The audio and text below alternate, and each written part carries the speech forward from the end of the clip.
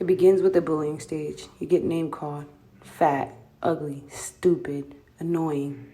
Then you get embarrassed. Bully comes and rips the papers out of your hand. Then you become disgraceful to your family. You're just having a tough day. Your mom comes up to you, says, you don't do nothing for this family. You don't ever clean. You don't ever cook. And you just sit there and you try to tell her what's wrong and what the bullies are doing to you. But she doesn't listen to you.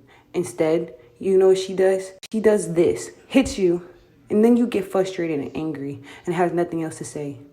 Then you're walking through the school, your teacher asks you, hey, how are you doing? You say you're good. And then she sees the mark and you just walk away. Then you get home to decide, do you want to eat? You say no and miss it instead. This whole time, I've asked myself, why me? What did I do to deserve this?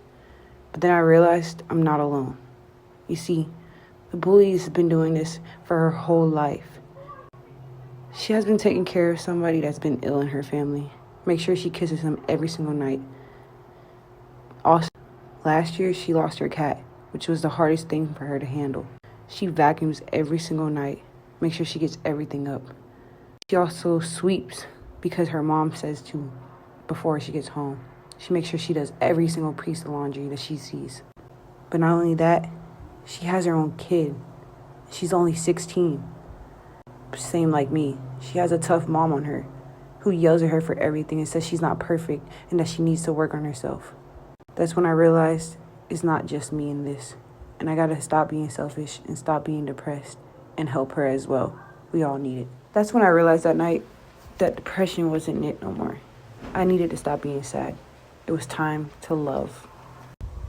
After class, Miss Clark came up to me and asked if I wanted to do a treat with her tonight. And I said, of course. And she asked if I wanted to do hot chocolate. I said, yes. Then I asked if I could bring somebody over. And she said, of course, everybody's welcome. That day, the bully bumped into me. And instead of getting upset, I gave her a hug. She really needed that. I then asked if she wanted to do the tree with me and Mrs. Clark. And she said, are you sure? And I said, yes. I know it would help her. That night, we put the tree together. It was beautiful. It was the most fun I've ever had. And then I told her I loved her because I know what she was going through and I know what I was going through. Depression is never the way. Love is. Love wins.